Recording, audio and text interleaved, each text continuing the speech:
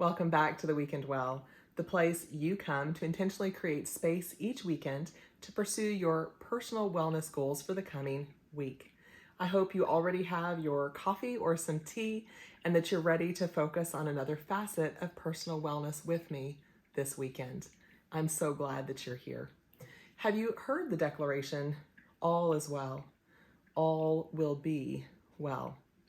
Doesn't that just seem like the perfect quote for the Weekend Well?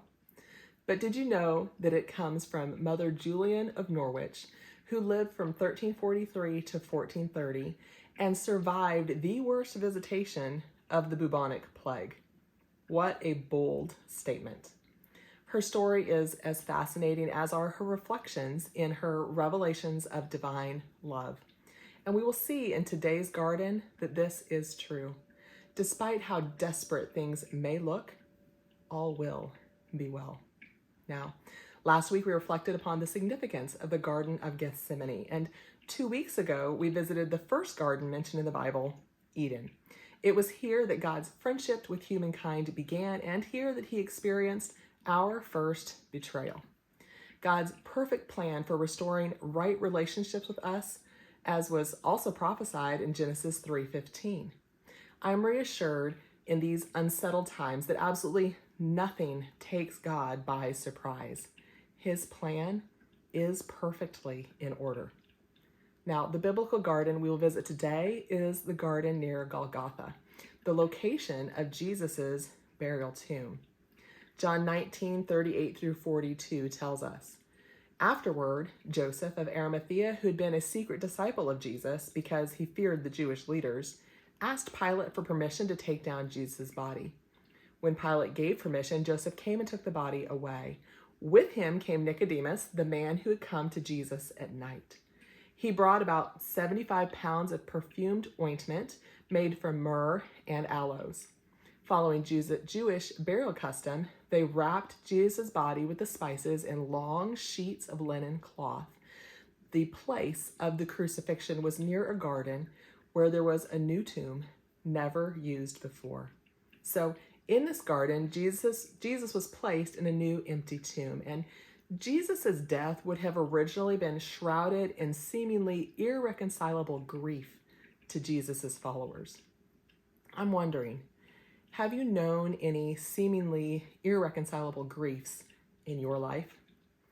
I think most of us have. Take a moment to pause this video and write a word or sentence that reminds you of that grief. As if the 75 pounds already used by Nicodemus wasn't enough, in the midst of their grief, the women pressed into the process of mourning, including purchasing burial spices to use on Jesus' body. Many say Nicodemus's gift alone would have equaled about $150,000 to $200,000 on today's market. Have you ever secretly wondered if the disciples kind of knew what was going to happen and that Jesus was going to resurrect? I mean, they all knew the prophecies. They had been walking and training with him, so did they guess it? Well, Luke 23:55 through 56 tells us, as his body was taken away, the women from Galilee followed and saw the tomb where his body was placed. Then they went home and prepared spices and ointments to anoint his body. But by the time they were finished, the Sabbath had begun, so they rested as required by the law.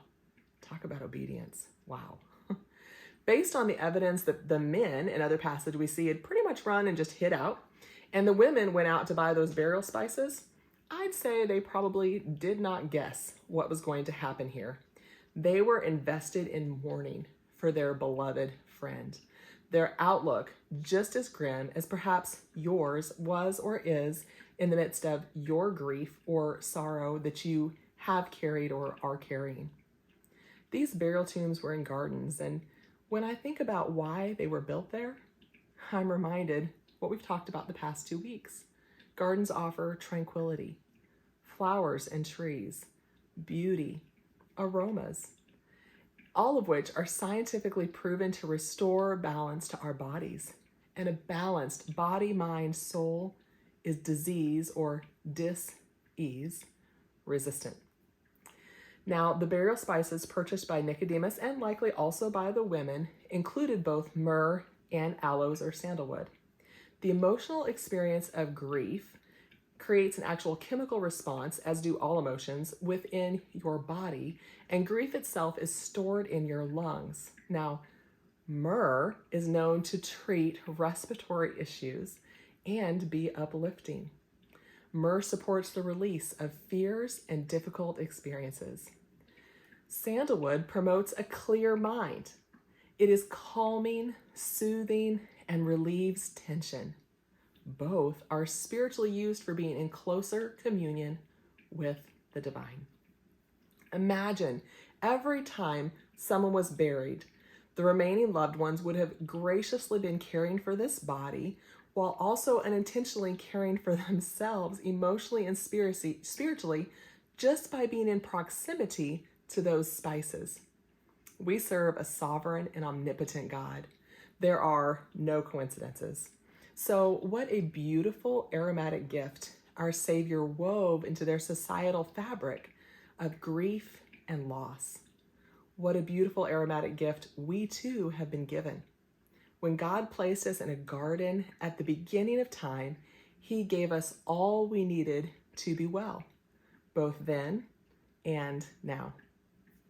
Just as in biblical times, myrrh and sandalwood are not inexpensive. Well, if they're authentic, that is. We all know that you get what you pay for. And if you're expecting therapeutic benefits, expect to pay therapeutic prices. One of my favorite blends from Young Living is called Three Wise Men, and it includes both myrrh and sandalwood, also has frankincense and juniper in it. This blend was specifically formulated for releasing negative emotions. I'll provide a link for it in the description, as well as to my free tool for how to utilize a blend like Three Wise Men for emotional release. But this garden is so much more than grief and loss.